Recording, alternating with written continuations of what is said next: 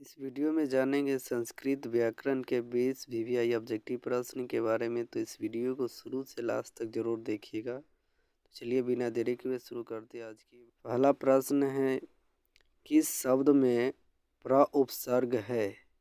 क्या पूछ रहा है? प्र उपसर्ग। इसका राइट आंसर हो जाएगा बी, प्रचारः। प्रचारः में क्या है? प्र उपसर्ग है। उपसर्ग कहाँ होता है? तो उपसर्ग शुरू में लगता है, को अच्छे से समझ लेना है। अगला प्रश्न है, संसारः में कौन सा उपसर्ग लगा हुआ है? संसारः में कौन सा उपसर्ग लगा हुआ है? तो संसारः में सम उपसर्ग लगा हुआ है। क्या हो जाएगा? संसारः में सम उपसर्ग हो जाएगा। इसका राइट आंसर भी हो जाएगा। अगला प्रश्न है, सव्याघ्रात बिभेति। सव्याघ्रात बिभेति, व्याघ्रात में कौन विभक्ति है? यानी यह जो व्याघ्रात है इसमें कौन सा विभक्ति, ये पूछा जा रहा है आपसे। तो व्याघ्रात में पंचमी विभक्ति हो जाएगा। अगला प्रश्न है, वृक्षात् पत्राणि पतन्ति। वृक्षात् पत्राणि पतन्ति किस कारक का उदाहरण है? तो इसका राइट आंसर हो जाएगा सी, आपादान। आपादान कारक का उदाहरण है। वृक्षात् पत्राणि पतन्ति यानी पेड़ से पत्ते गिरते हैं, अलगाव का बोध हो रहा है, यानी आपादान। आपादान से होता है क्या? अलगाव का बोध होता है। इसका राइट आंसर हो जाएगा सी, आपादान कारक। अगला प्रश्न है, पादेन खंजः गोपालः। पादेन खंजः गोपालः, पादेन में कौन सी विभक्ति है? तो इसका राइट आंसर हो जाएगा बी नंबर, तृतीया विभक्ति हो जाएगा। ये किस सूत्र से लिया गया है? तो एनांग विकार से लिया गया है। अच्छे से इनको याद रखना है। अगला प्रश्न है, त्रिफला में कौन सा समास है? त्रिफला में कौन सा समास है? तो इसका राइट आंसर हो जाएगा सी, द्विगु समास में जिस समास का पहला पद क्या हो? संख्यावाची हो, वो द्विगु समास होता है। अगला प्रश्न है, वीवीआई प्रश्न है, इनको तो अच्छे से याद रखना है। हिंदी और संस्कृत दोनों में पूछा जाता है व्याकरण में। अ का उच्चारण स्थान क्या है?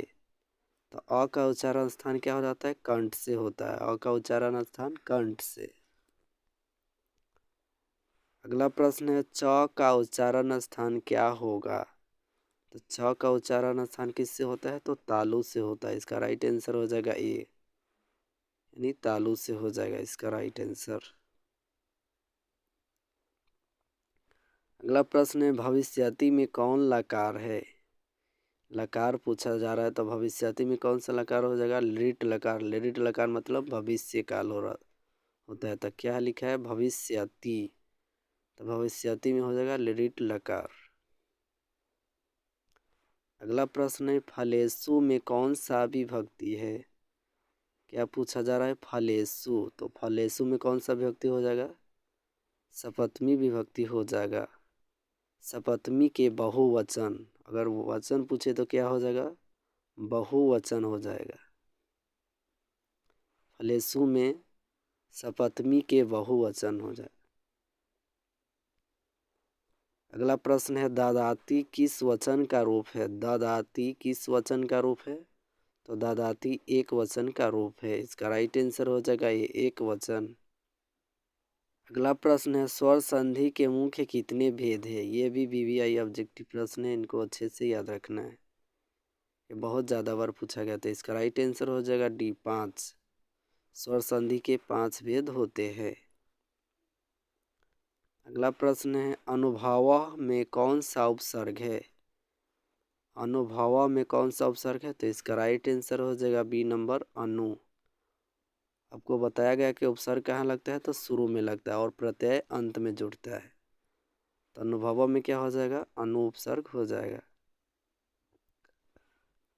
अगला प्रश्न है, बालकेन में कौन सा विभक्ति है? तो बालकेन में तृतीया विभक्ति हो जाएगा। और वचन पूछे तो एक वचन हो जाएगा। एक वचन हो जाएगा। क्या हो जाएगा? एक वचन। बालक शब्द के तृतीया के एक वचन से लिया गया है। तो तृतीया में क्या हो जाता है, बाल्केन हो जाता है। इसका राइट आंसर हो जाएगा सी नंबर। अगला प्रश्न है, आ धन अ के मेल से कौन सा नया वर्ण बनेगा। आ धन अ के मेल से कौन सा नया वर्ण बनेगा, ये पूछा जा रहा है। तो क्या हो जाएगा इसका राइट आंसर, ए नंबर आ हो जाएगा। क्या हो जाएगा, आ बनेगा। अगला प्रश्न है, रामायणम में कौन सी संधि है। तो रामायणम में कौन सी संधि हो जाएगा, इसका राइट आंसर बी, दीर्घ संधि। रामायणम में कौन सी संधि है, तो दीर्घ संधि है। अगला प्रश्न है, लंब प्लस उद्रह, लंब प्लस उद्रह का संधि क्या होगा। यानी ये हमारा विच्छेद दिया हुआ, तो इसको मिलने से क्या बनेगा। तो इसका राइट आंसर हो जाएगा ए, लंबोदरः। क्या हो जाएगा, लंबोदरः हो जाएगा। अगला प्रश्न है, ये MVVI प्रश्न है, बहुत ज़्यादा बार पूछा गया प्रश्न है ये, 18 नंबर। पठ प्लस कतवा से कौन सा शब्द बनेगा। पठ प्लस कतवा से कौन सा शब्द बनेगा, तो इसका राइट आंसर हो जाएगा सी, पठितवा। क्या बनेगा, पठितवा बनेगा इसका राइट आंसर। सी नंबर इसका राइट आंसर हो जाएगा। अगला प्रश्न है, उच्चारण में कौन सा उपसर्ग है। क्या पूछा जा रहा है, उच्चारण में कौन सा उपसर्ग है। तो इसका राइट आंसर हो जाएगा बी, उत। क्या हो जाएगा, उत। च जो है त में कन्वर्ट हो जाता है और त में हलंत होना चाहिए, भी ध्यान रखना है आपको। तो इसका राइट आंसर हो जाएगा बी, उत।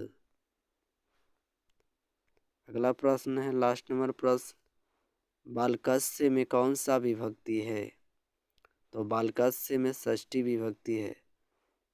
और वचन पूछा जाए बालकस्य में कौन सा वचन है, तो एक वचन हो जाएगा। बालक शब्द के षष्ठी के एक वचन से लिया गया है बालकस्य। ये भी VVI ऑब्जेक्टिव प्रश्न है, तो इनको भी अच्छे से याद रखना है। तो फ्रेंड, वीडियो अच्छा लगे तो प्यारा सा कमेंट जरूर कीजिएगा और दोस्तों के साथ शेयर कीजिएगा। धन्यवाद फ्रेंड।